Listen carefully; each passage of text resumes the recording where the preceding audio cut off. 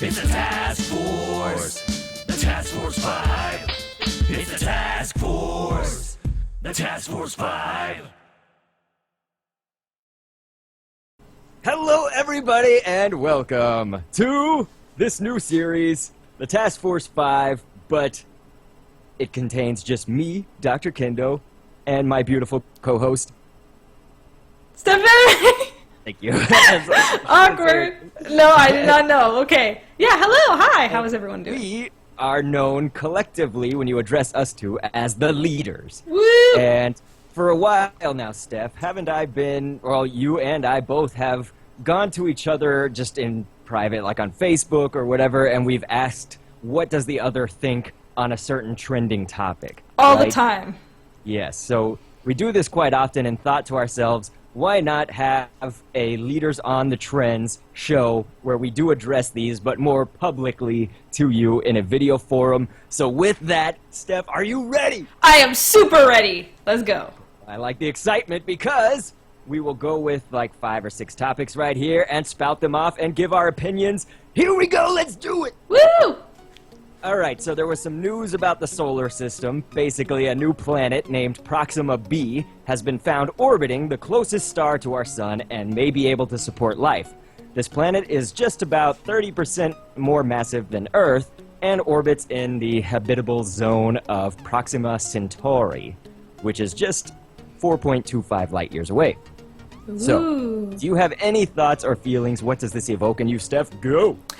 So it's a really interesting topic only because we typically get a lot of news with this sort of trend going. You could say there's always someone saying, oh, there might be life here, there might be life there. There's always something going on. So I'm not sure whether this is really going to be a new breakthrough or not, because they were also saying that on one of Jupiter's smallest moons, there could be life on that planet. That was said, a couple years ago, but we really haven't seen more touching that since, as far as I know. Not that's made, really big news. So who knows if this will actually be something really big and make a really big impact, but I love science, so hey, more news is good news. It's so interesting because what I thought on the topic and thought to myself of what I'm going to say is so similar, and it just goes to show you that Steph and I are often similarly brained in some of these topics. Yeah. And Steph and we might say things that are similar, but occasionally we'll offer something different. But I just personally feel that just about every main problem in the entire world could somehow be linked back to overpopulation in a small or big way. So if there is any chance of living on Mars or an Earth-like planet orbiting only a few light years away, then I am all for it. But again, this kind of relates to what I was just saying, is that nobody really knows if Proxima b is actually capable of sustaining life at this point. So sometimes I have a perhaps cynical view on trends like this just because there's just like one smidgen of hope, but then about 200 articles come out about it. Like it's a much more viable opportunity than it actually is. So we don't really know anything concrete yet, but hey, that's journalism for you. I mean, it's like the UFO sightings. Oh my god, aliens! Yes. There have been no aliens. So that was my thoughts. On to the next topic. Alright, so going more into the video game news, Pokemon Go! Yes, the app that everyone has heard of even if you don't have a smartphone. So for those of you that aren't so closely following up with things like that, Pokemon Go has a certain community that are called data miners, which they really go into the code and they try and find out more things about Pokemon Go, because something that was said back at E3, I believe, it was E3 or one of some other, it might have been San Diego Comic-Con actually, where Pokemon Go was only 10% complete. So the game that took everyone by storm is only 10% complete, but people that have been looking into the game's code have found numerous new features like trading and maybe battling other opponents and different legendaries that might be coming soon. But that being said, Dr. K, do you think that Pokemon Go will keep the hype to actually get these features across, or do you think it's going to die down way before these features even come out?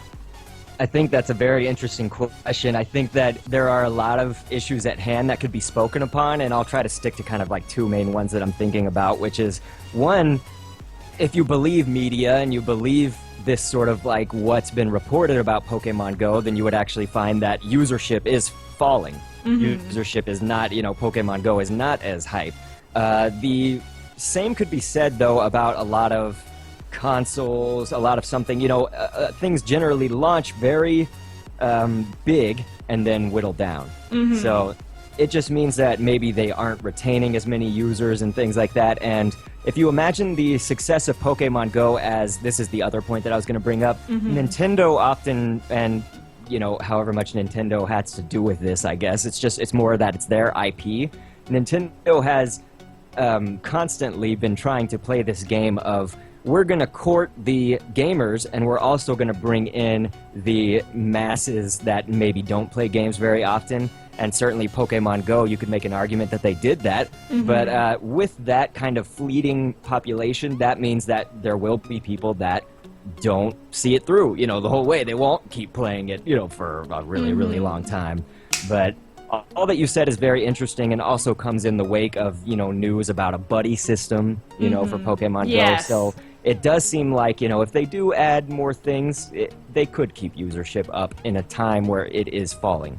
So, what are your thoughts? Yeah, I absolutely agree. I would also like to add, I think one of the problems is, and I do remember it was San Diego Comic-Con, that when they said the game was only 10% complete, on one hand, it gets you excited for all of the features that are up and coming, but it's sort of a similar situation to Splatoon, in my opinion, where they release a game that's not complete. And, you know, it's a really cool idea, but if the game's not complete, you know, how much is there to actually do until it comes out? And I think that's also another reason that this game is falling, is because once you catch, you know, whatever local Pokemon are nearby, there's really nothing to do, you know? Oh, God. Well, I love how you said, those of you who don't even have a smartphone, it's like 1% of the population, and it's me and some old dude in, like, you know, the boonies, like the Exumas or something, who lives off the grid, you know, like, so, like, I still haven't played Pokemon Go. It's gonna be very exciting for you. It will, for at least like a second before it dies away. Well, thank you. Should we jump on to another topic? Let's go. All right. Speaking of kind of time and space, this is some news that transcends time and space. Love. Drake. We all know him, Canadian rapper. Oh, God.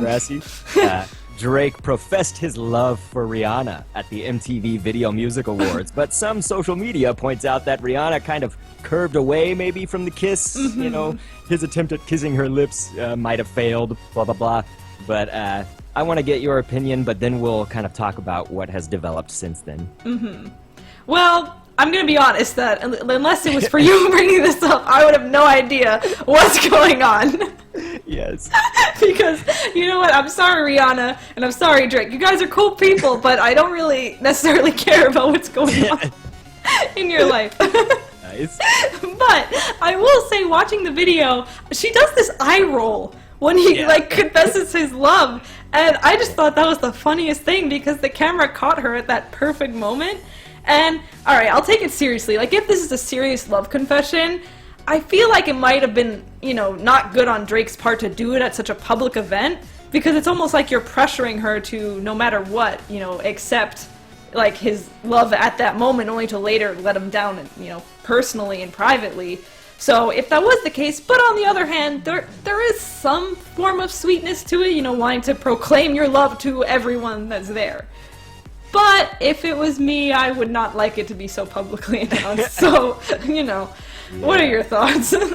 So my feelings will kind of encompass actually some news that has subsequently come out since this, you know, telling of this for our trends purposes. But my feelings on this will depend on how total biscuit you want me to be about it all. Let me do both sides of the spectrum. I'm very glad that love exists between any people. Really, and perhaps it's okay to write about Drake saying that he loves Rihanna, but I can assure you more people in the entire world other than Steph knew about this story rather than the story of possibly a hospitable planet or something that's beyond just the two celebrities and their love affair. You know, again, I'm not saying that it's wrong, more just that this is what people concern themselves with on a massive scale. Well, I mean, you could probably counter me with exactly how I will counter myself in this moment and say, maybe Drake saying that he loves Rihanna at the VMAs allows us to forget about our really stressful things, or news about a location in the world that's just been bombed by terrorists or been shot up by some madman.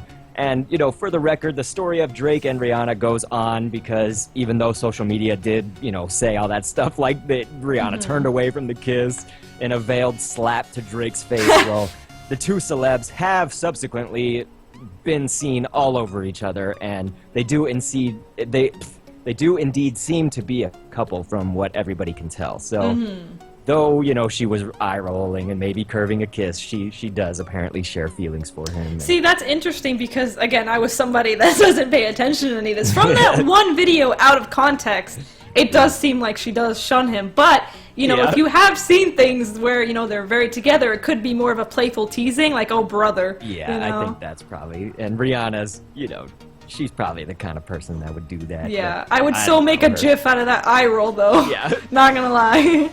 We'll make that and send it to CK later. Okay. Yeah. So on to the next topic. So this one's a really interesting topic because this happened about 1 or 2 days ago where it really took the internet by storm. And when you get the internet angry, there is a huge backlash. So for those of you that aren't aware with YouTube's politics and things like that, YouTube not necessarily rolled out a new policy, but they're enforcing their current policies in a different way that has ended up with multiple major channels losing their, I'm forgetting the word for it, they're losing their monetization, God, their monetization on their videos.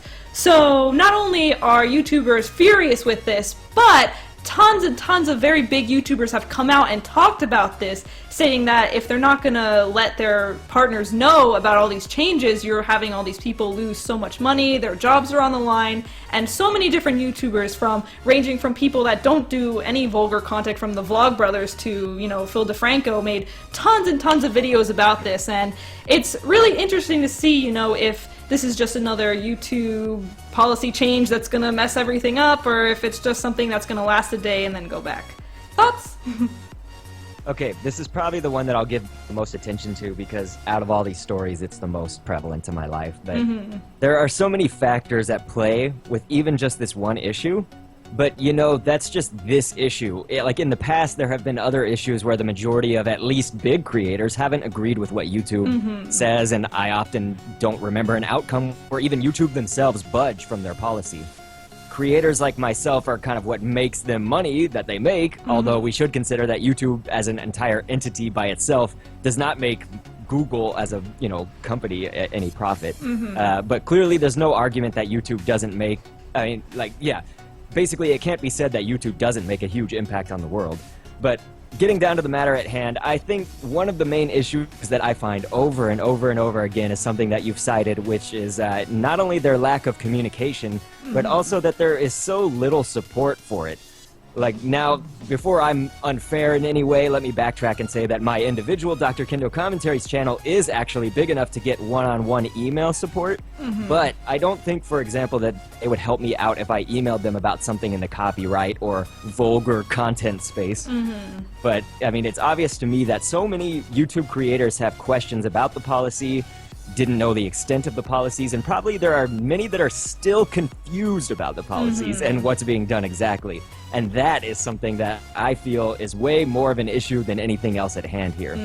Now, please allow me to just end off by saying I am fortunate that my personal channel is mostly family-friendly, although there's about as many videos as you can count on 2 hands that might have curse words in them. And there have been no changes to any of those videos on my channel lately.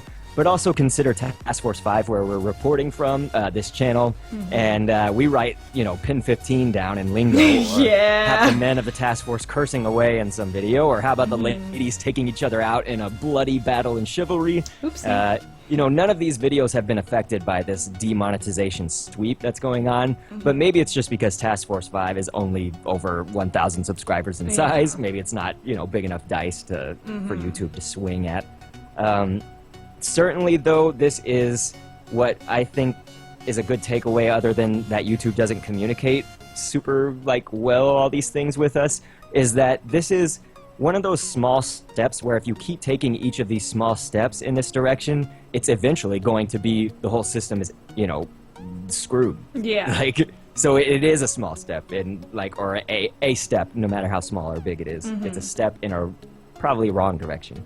Yeah, and you know, that actually reminds me that another reason this topic is so controversial is, as you said, some channels are being affected while others are not. Certain channels where I saw there was a bit of Twitter drama with Smosh, they were replying to Phil DeFranco, who is, again, a very big YouTuber. He's got about 4 million versus Smosh that has about 10 million subscribers. Now, Smosh despite their provocative thumbnails and some other things that they do in their thumbnails, they have not been claimed or copyright ID'd for any of their content. So when Phil DeFranco was, you know, kind of complaining and giving his reasoning why this is such a problem, you have YouTubers that are not affected kind of standing up for this, saying, well, it's not really a problem, you know, everyone's blowing it out of proportion. And I think that just having those YouTubers that are not, you know, having empathy for the channels that are having this happen to them is not helping the problem, you know, and that's another thing that, you know, it's just going to take people talking about it, which unfortunately might make videos not have monetization in case it's a controversial topic, but, you know, we'll have to see what happens. I'm hoping YouTube, you know, kind of reverses and goes back to the community and things like that, but we'll see. We will just say that as of yesterday, which was September 1st, YouTube did kind of put out a post that was like, we want to, you know, clarify, blah, blah, and like, here's the rundown that we're, you know, they basically just said, now we're sending you an email notifying you, putting a yellow $sign to anything demonetized. And like, that was also the subject of, you know, people like Philly D, and, you know, they're like, okay, so you were doing this all along, but now you're telling us about it. You know, yeah. like, so that's, again, YouTube is this, the communication thing. So how about Twitch? Yeah, how about that Twitch? Anyway, you ready to move on? I am ready to move to on. our last topic. Woo! Alright, so this is the PlayStation 4, basically, the Neo is coming out, as well as another version of PS4. The Neo is slightly different internally from the current PS4. It's not a gigantic jump in power necessarily, but it's a notable lift, is what we can say. So here's the rundown, just really briefly. It's got the same main processor, but it has been tweaked to run slightly faster. New graphics processor, far more capable than the current PS4's graphic processor, just about twice as powerful. It's got the same amount of memory, also been tweaked to handle more equations, whatever that means in computer. I mean, you and I could talk probably computers, programming and all that, but can handle 4K visuals. That's pretty nice, I guess. But all of which they say, Sony says, no, you don't need to replace your current PS4 with Neo. I will have thoughts on this, but anyway, the other, you know, PlayStation 4, since they did kind of say there are like kind of two versions coming out, that's the PS4 Slim, however, which is a standard PlayStation 4 in all ways, but form factor. So, simply put, you know, it looks different, but it is the same console. They're planning a big reveal for both of those on September 7th, that is. So. Oh, maybe we'll do another trends video. What are your thoughts? So this is interesting because recently I went to the Microsoft store, and there I made some friends, you know, employees that, you know, really like talking about consoles and things like that, and they've actually given me a bit of perspective when it comes to things like new console releases that are not actually new consoles, I guess you could say, where when you think about it, having consoles come out that are, again, they're just a tad bit different, whether it's, you know, adding more storage or adding something, you know, where it's not a major change to the game port or anything like that. I honestly find that to be a business, you know, a business tactic. You know, if they had the power and the money to make a console like this, I'm under the impression that, you know, they're waiting a couple years on purpose to kind of get people to not just have a PS4 but now buy this Neo, because everyone's going to want the newest, you know, high-powered tech, you know, console. So, in my opinion, I feel like it's kind of like, it's not necessary, but it's what they're doing for money, you know, because like it's different if it's going to be a whole new type of PlayStation where they're trying to do something innovative or they're trying to, you know, sell something new, but they're just selling like extra power, and they could have done that from the beginning. I'm sure they had the people that could have, you know, had that power and things like that. Yes. So. Okay. I'll be flip-flopping a lot. People will say flip-flop Kendo in this episode, but as per usual, I always have something external to say, but generally related, I guess, and that's that I'm generally against any of the big three releasing a console many years down the road or a few years down the road that is just kind of a superior version of their first public release of their console. Yeah. If Sony releases a PS4, they're within their rights to do so, and many will disagree with me, but I get a bit selfish and upset because I got the PS4 kind of earlier on. And I mean, honestly, I say that, and I got mine like 2 years after the PS4 had come out. So I'm close. I think I'm getting really screwed because I couldn't get it on launch, but I got it kind of in close proximity to them being like, okay, we're announcing a new improved, you know, PS4. Yeah. I mean, if you're gonna have a console, just keep the console, in my opinion. Some of us, like, can't afford to buy every special console bundle or limited edition Star Wars Battlefront that I got last year in December because I could finally afford a PS4. And now I'm just getting into that selfish part again, and I probably just countered my own answer because I myself did get a PS4 that was released with special edition Star Wars stuff, and this was like 2 years after the system had been out. But in fairness to what I'm saying, that doesn't change the inside of the console. You know, it just gave it a cool paint job. And, like, I'm okay with console developers doing that. Like, any aesthetic stuff is fine for me. But I do feel like slightly, man, you know, like if I had just held out a year longer or something, you know, I could have gotten this. But then what if I was an early adopter like I was with Wii U? You know, like I got that on day one, you know, and I would be a little bit upset. Yeah, and it's interesting because it almost makes me think about how when you're getting the original Wii, I have a first generation Wii, and that's something that came with the, it could play GameCube games, the slot for GameCube games. Now, I didn't even know because I had the first generation Wii that the following generations stopped having that extra port to play GameCube games. I had no idea. I just thought all Serves these people right. I thought all, you know, they all played GameCube games, so I went to a friend's house saying, oh, let's play this game, and they were like, but I can't, because I don't, this doesn't play on the Wii, and I was like, what? So, it's interesting because when it comes to things like that, it makes you really happy to have the older one, you know, if you want to play the GameCube games, you know, because with the newer one, you're losing something. Same with upgrading to a 3DS, you couldn't play Game Boy games on your DS anymore. I'm someone that had every version of the DS ever, and that it's interesting when you're losing something, how you prefer to have the older model. But when it's something like this, where, you know, you're not losing anything, it really sucks. It sucks to not have the newest one. I think that's playing into what I said, too, about, like, it's probably okay to admit, you know, like, it's a little bit selfish, I guess. Oh, you know, super. we want those things for ourselves, and it's like, it kind of sucks when you feel like you're getting gypped out of it. And selfishness can obviously be a bad thing, but we all have some selfish part of us. What can you do? Let's try to love more in this world, though, and absolutely don't hate anybody that gets a PS4 new. PC Master Race? Yeah, I'm going PC anyway. Like, more and more as the days go on, I'm PC all the way. So. Yeah. But anyway, are there any closing remarks you would want to leave, Steph Anime? I would just like to thank everybody who's tuned in this long to all these news. If you guys have liked, you know, this whole idea of a Leaders on the Trends podcast type style video talk show, you know, be sure to leave a comment, leave a like, and ask for more, and maybe we'll make this a common occurrence, maybe not. Well, it'll be up to you. So thanks for watching, and that's all I've got to say. And me too. So we'll see you later. Bye!